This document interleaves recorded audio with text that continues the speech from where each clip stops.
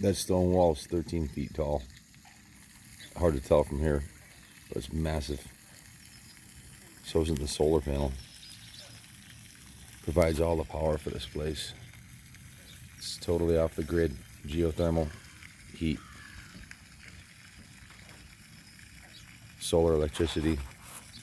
Geothermal AC.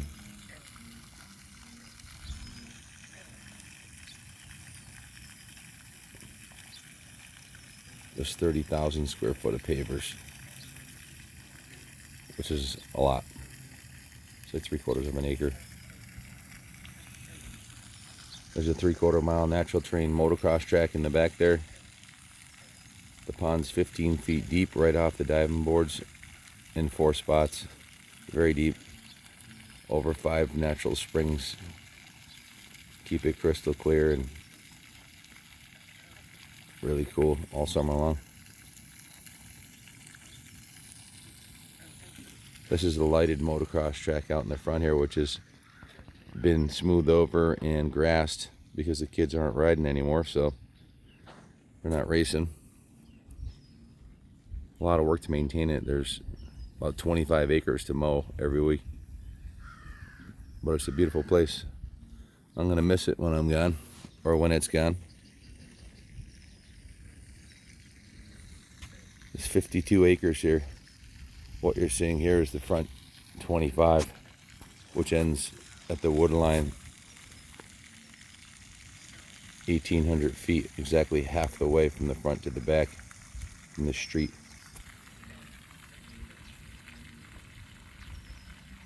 It's a 5-acre wooded plateau here, high and dry, on the other side of the pond.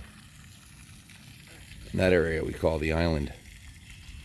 There's a little mini track in there the kids ride around, or rode around, should I say.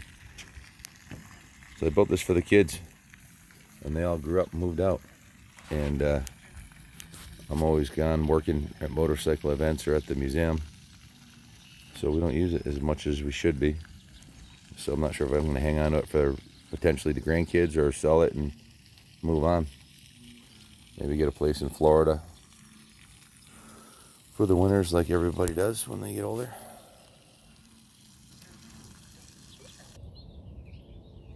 The house is all post and beam from trees that I cut down on the property. Legacy lumber. All the flooring, doors, post and beam work.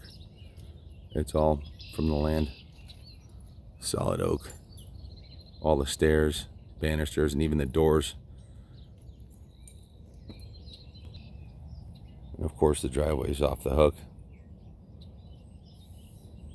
There's a basketball court over there. It's a phenomenal location also. It's exactly halfway between New York City and Boston, and we're only about 45 minutes away from the ocean. So it makes it an awesome spot for a motocross track, a compound. We call it the Kaplan compound. People come from all over, big RVs, and camp out here with us. You could have parties of thousands of people here. You could have an AC/DC concert here if you wanted to.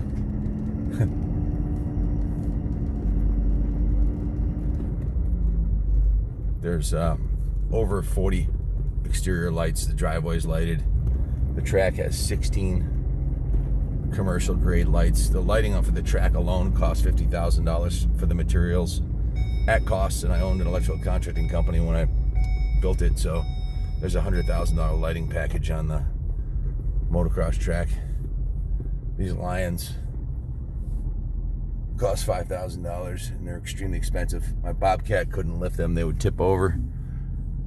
They're extremely heavy. The entryway took 2 years to complete. There's more concrete in here than there is in the entire house. Roadway's brand new, it's just been paved. The driveway should.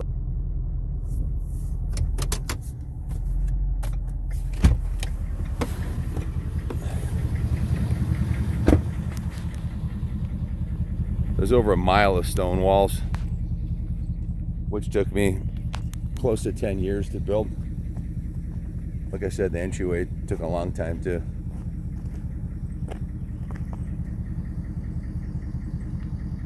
estate-like entryway. It's the nicest entryway in the town by far. Not to brag or anything, but it's also the nicest piece of property in town. How do I know that? Well, I spent 10 years looking for it and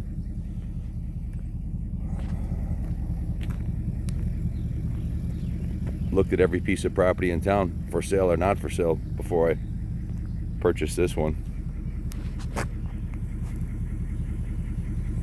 These signs cost $5,000. They're solid granite, black granite with 24 karat gold leaf. They're extremely heavy. They're 8-inch thick granite signs. These are massive lights. They're Hanover lanterns, handmade in Vermont. There's 4 of them on the entryway. These are over $1,000 a piece. Lighted front wall. Electricity run to the lines for the gates that I was going to put in, and still might.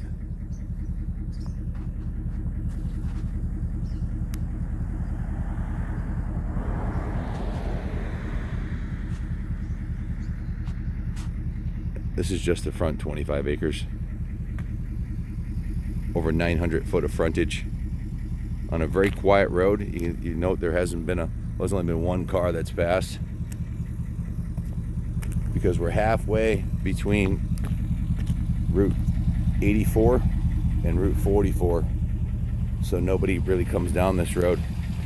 Very quiet country road. I created another entryway down here for oil trucks and heavy equipment, bulldozers.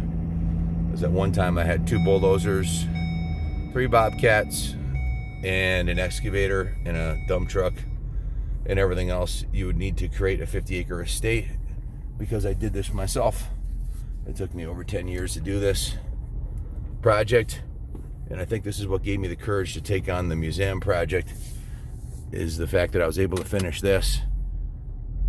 And it was a pretty daunting task. It's a humbling experience when you work on a project this big and you work all day long and realize you just got this little corner right here, and there's 1,000 more spots like this to do. I think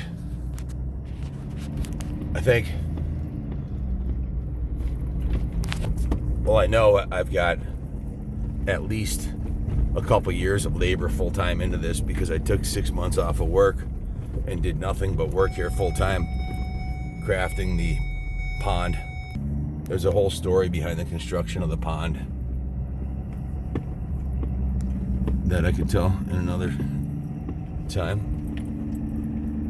You can go 5th gear tapped on a 500 across the front area here. You could do 95 miles an hour across this on a snowmobile. Why? How do I know that? Well, I've done it. And I'm not a snowmobiler. Just borrowed my neighbor's snowmobile. I'm sure someone who's more skilled at snowmobiling could do well over 100 in this field. But 5th gear tapped on a 500 or a 450 was a regular thing. It's a lot of fun to free ride around this field. It's a massive field. The neighbors, the Boginis, have spent, in my estimate, somewhere around $3.5 million on their estate over here. They've got a 150-acre estate. I was trying to buy the property at one point. We put in a sealed bid on it, and we missed it by about $5,000. We were going to buy that also many years ago. Probably good I didn't, but they've invested millions into that property, as well as we have in ours. So definitely a labor of love.